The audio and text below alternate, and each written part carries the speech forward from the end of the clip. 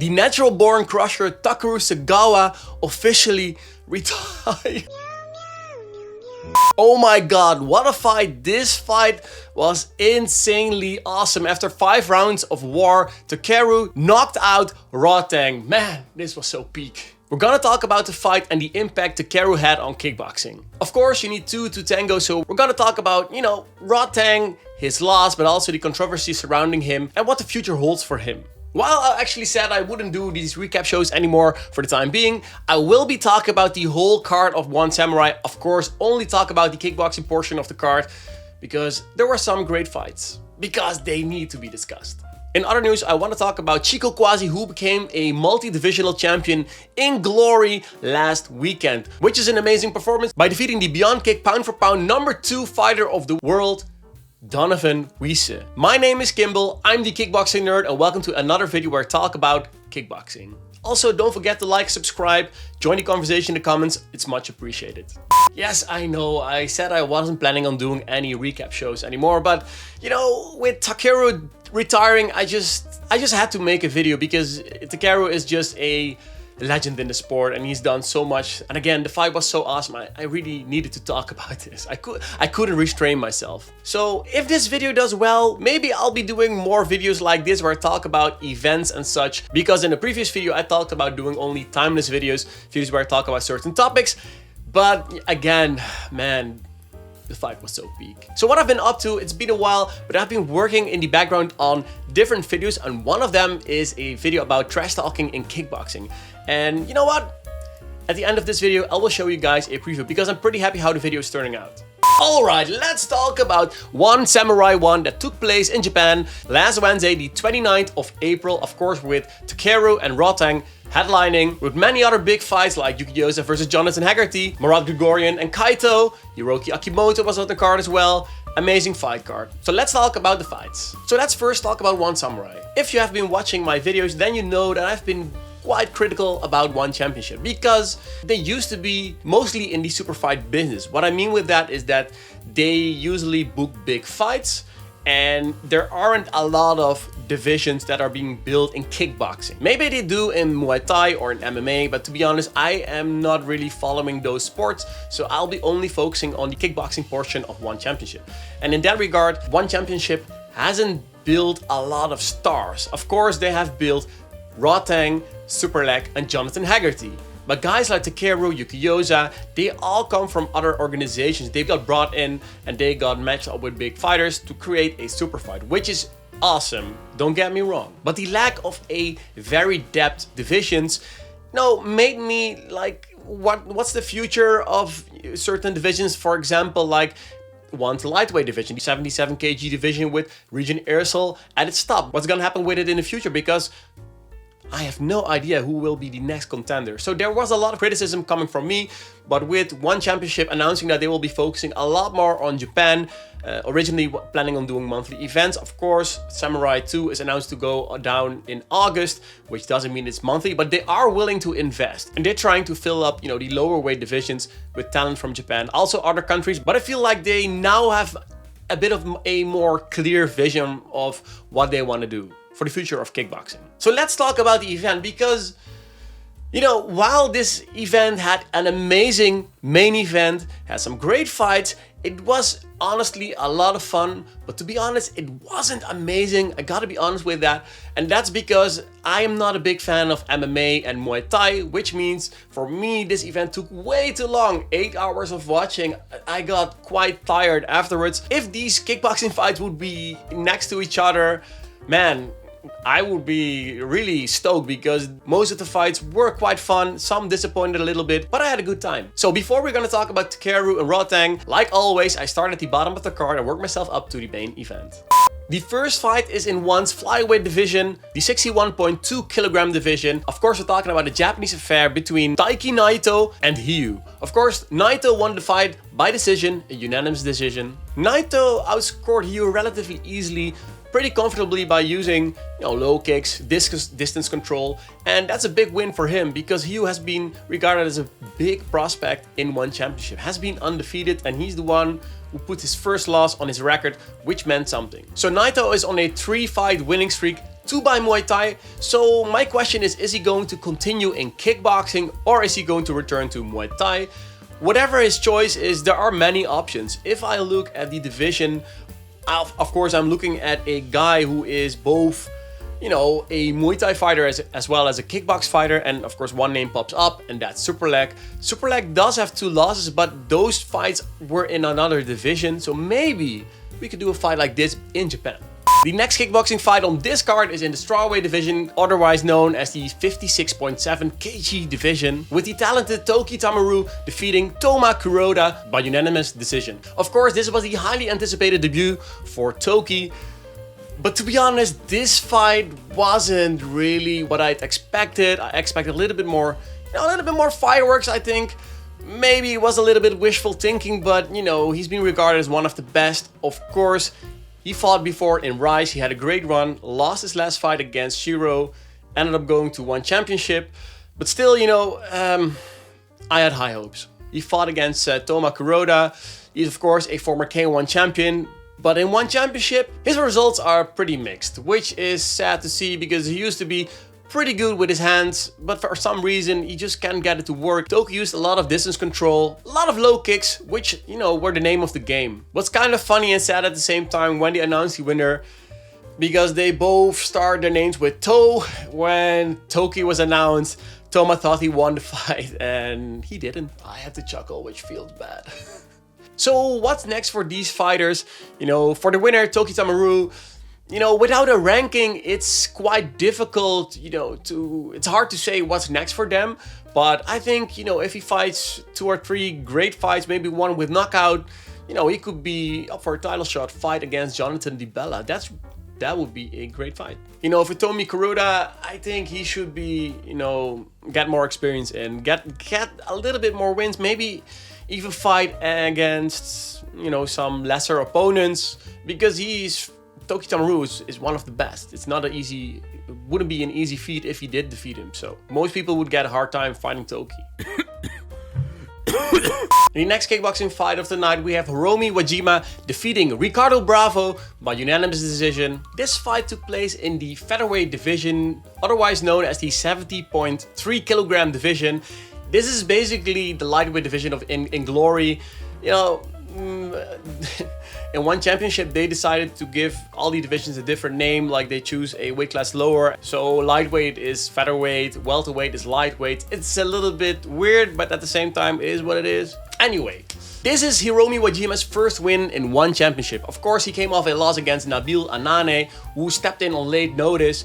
So for him, this is a great fight, great return to form. Wajima started quite slow, but from the second round on, he started putting on the heat. Really fun scrap. Especially round 2 was awesome because Ricardo Bravo knocked down Hiromi Wajima to the ground, and after the 8 count, when he stood up, immediately a left counter for Hiromi Wajima on the face of Bravo, knocked him down, which scored the bout even, so he got him back. What an awesome fight. Of course, Wajima is using a little bit more single strikes, single kicks, which he's pretty adept in, so it looks very awesome. Ricardo tried to, you know, mix up things. In the 3rd round, in the counter, he caught Ricardo Bravo again. Bravo was wobbling and then the knockdown came. It was an awesome fight. Man, I'd love these guys again in one championship. These guys are very talented. Before he fought in one championship, he fought in K1 and K1 Max. And, you know, the way he performed in this fight makes you want to think, like, what would have happened if he stayed in K1 and fought in the K1 World Max? Because it's a great loss for the organization, for K1, because they still miss a Japanese fighter in K1 Max. So, but anyway, he is in one championship, he's here to stay. And what is next? If we look at the division, maybe a guy like Tawanchai, if he comes back, will be a great matchup. Of course, Tawanchai lost by knockout versus Masaaki no Iri, so if he comes back, maybe he could, you know, match him up with Hiromi Wajima. Should be a great matchup. Tawanchai, one of the biggest prospects, at least. You know, he showed a lot of promise, defeated Superbon. This matchup could be awesome. Both guys like to single strike, both like to put on the heat. For Ricardo Bravo, you know, there are many options as well. Maybe a guy like Shakir Al-Takriti could be a nice fight. But we'll see what happens. In the next kickboxing fight on this fight card, we have Hiroki Akimoto defeating Hisai Taimu by split decision. Of course, this fight is in the strawweight division, otherwise known as the 65.8 kilogram division. In Glory, this division is called the featherweight division, for those who mostly watch Glory to get the comparison right. Akimoto comes off a 2-win fighting streak, of course defeating Wai Rui, but also Lineker. Before that he had some mixed results, so for him this is a great fight in return to form, because while Hisai did use a lot of calf kicks, good punches and knees, Akimoto stuck to his game plan, using single kicks, single strikes, being very composed and used his experience, to overcome his opponent. Nevertheless, this fight was quite close. It's not a surprise that this fight was a split decision. So what is next for these guys? For the winner, Akimoto, he's now on a 3-fight winning streak, which means maybe he can go into title contention right now, because, who is else to challenge Haggerty for the title? I mean, at least the 65 kg title. We got a Japanese card coming up. The Japanese fans now know him as well. I think this could be a possible fun matchup. Yeah, for the loser, for Hisai, maybe a fight against Elias Anahachi could be interesting, because Anahachi hasn't fought since his no contest versus Nabil Anane. But I don't want to say he lost the fight, but it didn't look very good. So maybe this could be a great fight for both guys to show, who is the better guy, who deserves to continue on, as one of the top of this division. Let's move on to the next fight, because this was an awesome fight. We can barely call it a fight because it was over before it started. Marat Grigorian knocked out Kaito in the first round. This fight took place in the featherweight division, or otherwise known as the 70.3 kilogram division, of course comparable with the lightweight division in Glory. This fight was fun while it lasted, of course only one round, but a thundering right hand hit the jaw of Kaito, picture perfect hit, and he got knocked out. He got down on the ground and he couldn't stand up anymore. And it was quite ironic, because before the fight started, they showed a interview with these guys, and Kaito was asked like, what's your specialty? And he was like, my power is that I've never been knocked out before. Until now. So Marat Grigorian has been regarded as one of the best, for maybe a decade already. He is really a true specimen, knows how to play the Dutch kickboxing game very well, of course trains at Hammer's gym. Marat Grigorian has been popular in Japan for a while too, because he fought in K1 and there he won an 8-man 70 kg tournament, and now in one championship he's defeated 2 of the biggest Japanese prospects. Of course we're talking about Kaito as mentioned, but also Rukiya Ampo, and there's only one big Japanese guy at 70 kg that is left for him to match up with, and that's of course Masaaki Noiri. But Masaaki Noiri has lost his last fight, so I don't think that fight will happen anytime soon. But what will happen is Chatri Sitjotong, the owner of One Championship, has revealed that Marat Grigorian will be facing the winner between Superbon and Lu Mengyang, and that means he will be getting a title shot in his next fight. Makes a lot of sense, and also I love that One Championship is immediately making things clear, because in kickboxing we want to know what the path forward is, and that's not always the case in kickboxing, so I'm very happy about that. So what's next for Kaito? I mean, he used to be having a great winning streak, but he lost a few fights in a row, and before he fought against Grigorian, he fought against former champion Sidichai, and a lot of fans said maybe that win wasn't really well deserved, so I think he should take a step back and get a little bit more easier opponents and build his way back up to the top. Still a talented dude though. I mean, he's still a young guy. I think he's only 28 or something. I'm looking forward to see him again. I might get for that. In the next fight, we're going to talk about a title fight in the bantamweight division, of course, the 65.8 kg division. And this fight, of course, is Jonathan Haggerty defeating Yuki Yoza by unanimous decision. This fight was a masterclass by Jonathan Haggerty. Man, he impressed me a lot. This guy is really talented, and he's actually a Muay Thai fighter, which is interesting because crossing over to kickboxing is not an easy feat. You gotta adjust very well to the sport, and he did. And how? Yuki Yoza has been regarded as one of the best fighters of the last few years, and even I put him as fighter of the year in 2025. He performed very well. He impressed me a lot, but because of his great last year, I expected a little bit too much, I guess, from him in this fight, because Haggerty just had the perfect game plan. He, Yoza relied a lot on calf kicks, and it was very obvious that he was trying to use that as a strategy to slow Haggerty down. But Haggerty even mentioned in his post-fight interview, like, you know, you don't have to be scared of calf kicks. You gotta train it in the gym. You gotta be prepared for them. And he did it very well. So when the calf kicks, you know, didn't came through as much as Yuki Yoza wanted it, for Haggerty it was a game of kickboxing, circling away, making combinations, precision punching like a sniper, you know, end up with a low kick. He played a perfect plan, a perfect game, a perfect fight, especially with those perfect knees to the body when those calf kicks came in. Man, his stock as a kickboxer went up way high. You know, and you know what's awesome? This fight again proved why this weight class is the very best on the planet, regardless of promotion. So, man, we got guys like Haggerty, we got guys like Patch, Miguel Trindade, of course, we still have to talk about Yuki Yoza, Kento Haraguchi, Yura. Man, this is such a great division, and I hope one day there will be a tournament where all the best fighters from different promotions can come together and, you know, do a big tournament, because I feel like that's not that far-fetched to think about as we all maybe think it seems. I mean, Glory and Rise are already, you know, working together. And Rise and One Championship has been talking with each other. Maybe there can happen something. Would be awesome. Don't expect it to happen anytime soon, but it would be awesome. Is that something you guys would like to see? I mean, dumb question. Of course you guys want to see that.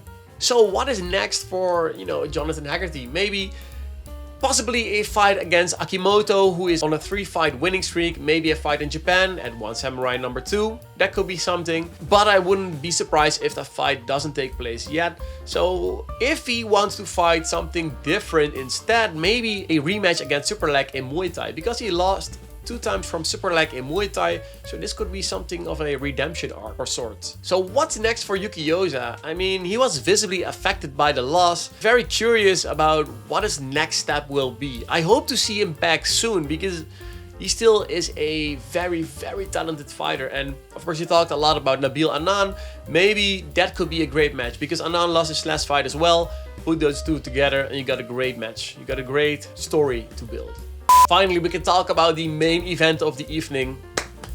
What a fight, what a fight. Takeru Sagawa retires after knocking out Rodtang, and by that he captured the interim flyweight One Championship title. Man, this is the fight we all hoped it to be when they fought the first time. Of course, this is a rematch. The first time, you know, he got knocked out in the first round. So for him, it was, you know, truly a redemption fight, even though it was his retirement fight. And man, this fight delivered on all promises, man. Of course, branded as his final fight, you know, Takeru has been, yeah, you know, regarded as the new... Let me put it like this. Back in the day, early 2000s, you know, Masato was the big star in Japan. He was the guy who was, you know, there to bring kickboxing Japan, to move it forward. And when he retired, there was something of a little bit of a gap. Of course, there were guys like Masaaki no Iri, Hiroya, guys like them, who, you know, tried to carry the flag, but weren't as popular as Masato ever was. But then came Takeru. When K1 decided to focus on the lower weight classes, we had Takeru. He's a guy who is made of pure aura. When he fights, you know, everybody watches. He is not afraid to get hit in the face and keep on fighting until you get knocked out. He doesn't mind if you get knocked down, if that means that he can knock you out. So after these years of war, a lot of people were doubting, like, you know, he lost by knockout in his first fight with Rodtang. Will it happen again? A lot of people were, you know, kind of scared. At the same time, some fans said, you know, it's over for him. Even he himself said that he feels like he's losing more from age than he gains from training.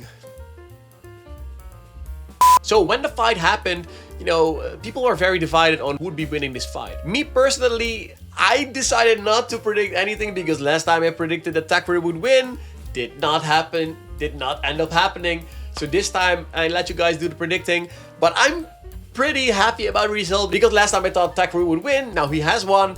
So it feels a little bit of a cathartic moment, but at the same time, you know, both guys are here to make a great fight. You need two to tango, and Rodtang did well as well. But when he got down by that punch, you knew that he wasn't all in it anymore. But of course, he had some controversy surrounding him before the fight around, you know, the contract dispute, which was well publicized in the media, on social media. So I don't want to go into that a lot. But because of all that, this was branded as the last fight for Rodtang as well, which was interesting. That means that both guys are leaving company, but at the same time, these guys made this event, you know, it's incredibly awesome. And I'm kind of sad that we don't see both guys in this organization anymore. Maybe that Rodtang, you know, could find a solution with one championship. Maybe they can talk it out, but it is what it is. For the time being, these guys are going away from one championship, which is a shame. The fact that these guys are going is actually almost weird, because when Takeru was in the ring,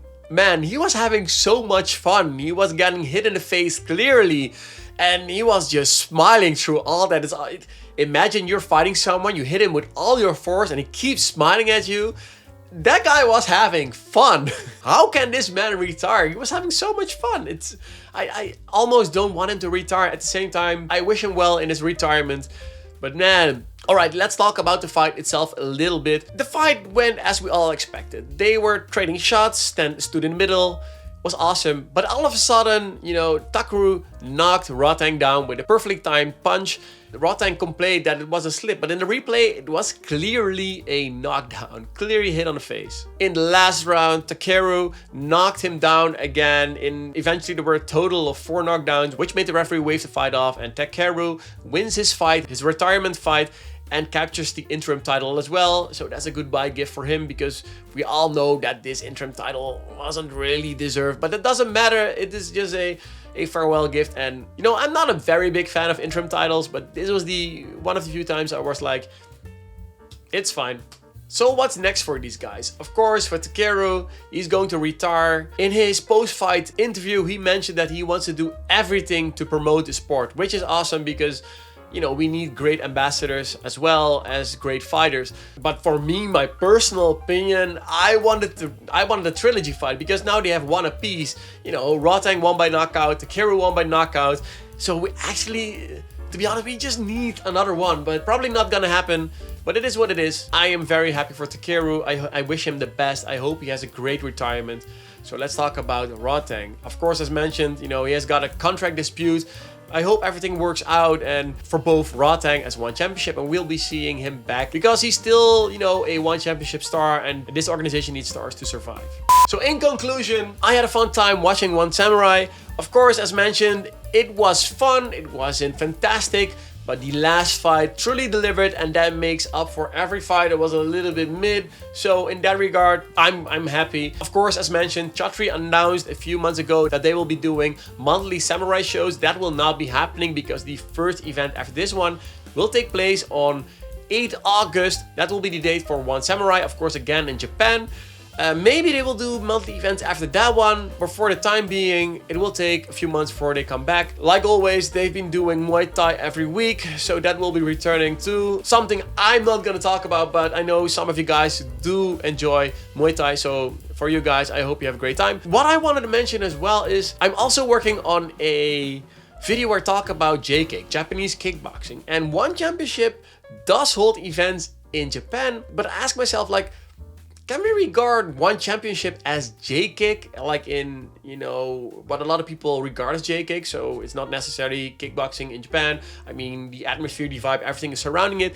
Because what I found a little bit, not necessarily confused, but it felt a little bit weird that, you know, usually in a Japanese promotion, you know, the announcers are from Japan, you know, the referees are from Japan. There's a certain vibe in the arena that it speaks very much Japan. And in this event, it was quite clear that they tried to cater to a global audience by using, you know, international referees, the recurring referees, of course. The production was very Western styled. When I watch a Japanese promotion, I kind of like the Japanese aspect of it. So maybe it's still, we can still regard it as a JKICK, but it didn't feel like it's JKICK. So for the next event, maybe also bring some Japanese referees inside of this ring, but also maybe a Japanese announcer next to the, you know, the Western announcer. That makes up for a different vibe. For me personally, that's my opinion. That is what I like. But you know, it's all about the fights, and the fights were good. So in that regard, it is what it is. Before I'm gonna show you guys the preview for my trash talk video, I want to talk about Chico Kwasi. I want to talk about Glory 107. So I was thinking about, talk about the complete card of Glory 107, but because they've been, at the time of recording, they are announcing the participants for the Glory Light Heavyweight Grand Prix during Collision 9, I wanted to wait before talking about it because Glory 107 directly leads into Collision 9 because the guys who fought on this card, they had the opportunity to prove themselves to fight for a spot in the Grand Prix. So with them not being announced completely, I wanna wait a little bit on that. So maybe I will be talking about it in another video. But before I go, I wanna talk about Chico Kwasi doing the impossible by capturing middleweight gold by defeating master strategist Donovan Wisse by unanimous decision. An insane feat because, of course, as we all know, Chico Kwasi is the current 77 kg champion in Glory, but now he holds 2 titles, which is, he's the second 2-divisional champion who carries 2 titles at the same time. Of course, he is the 3rd multi-divisional champion because Robin van Roosmalen was the first one who won a belt in lightweight and afterwards a belt in featherweight. But he is the second guy who holds 2 titles in 2 divisions, just like Alex Pereira did in the past. It's just incredible what he did, because not because he is a multi-divisional champion, but he defeated Donovan Wisse, who has been regarded as one of the best. By Beyond Kickboxing, he's the number 2 pound for pound ranked kickboxer of the world, which says a lot. So for him to beating the master strategist, it's insane. Chico, of course, has a very weird style, a very unorthodox style. His nickname is Luffy, and sometimes his limbs are just like Luffy's. All of a sudden there is a lag in your face when you don't expect it. Of course, I don't have to tell you guys who Luffy is. Main character of One Piece, for those who don't know. How he fights is something Wisse has had never before. He mostly get opponents who are, a little bit more, without insulting any of his previous opponents, most of his previous opponents have a more predictable kind of fighting style, like the typical Dutch combinations, moving forward, putting on pressure. While Chico doesn't know how to play that game as well, he does a lot of things that are very unexpected, like getting hit in the face and throw a kick. You cannot dodge it because you're still in the punch. He just had the perfect game plan, crack Wisse's shell with straight uppercuts. Really awesome stuff. Really awesome stuff. After winning the fight, Chico was visibly emotional, telling all the haters like, I did it. You all said I couldn't do it, but I did it. So look at me now. And man, you cannot hate him for the performance he gave, and also for the fact that he stepped up on late notice to face one of the pound for pound best kickboxers on the planet. You gotta respect that. And so by winning the title, I'm just really happy for him. And he's an awesome guy, awesome fighter. And I kind of hope that he is keeping middleweight alive, because he looks so much better at middleweight than he does at welterweight. And I feel like there's an opportunity to build this division again. I mean, imagine a fight against Boapeya, for example. That would be awesome. So what is next for the multi-divisional champion? Before the fight, he told me that he expects a rematch against Donovan Wisse. Of course, he has been the champion for such a long time that even he said like he deserves a rematch when I beat him. That was something I was looking forward to because the fight delivered, and I think a lot of people would be up for a rematch. I think it could be a main event at another event later in the future. But Donovan Wisse has been announced as part of the Light Heavyweight Grand Prix in June, so a rematch will probably not happen in the near future. After the fight, Glory commentator Todd Grisham asked Chico Kwasi like, if you get the question to enter the Grand Prix, the Light Heavyweight Grand Prix, would you take your chance? And he's like, I gotta think about that. I would not be mad if he would be put in the Glory Light Heavyweight Grand Prix, but that would be an insane step up from, welterweight 77 kg to light heavyweight 95 kg. But I think it would be an awesome thing to see if he can perform at that weight.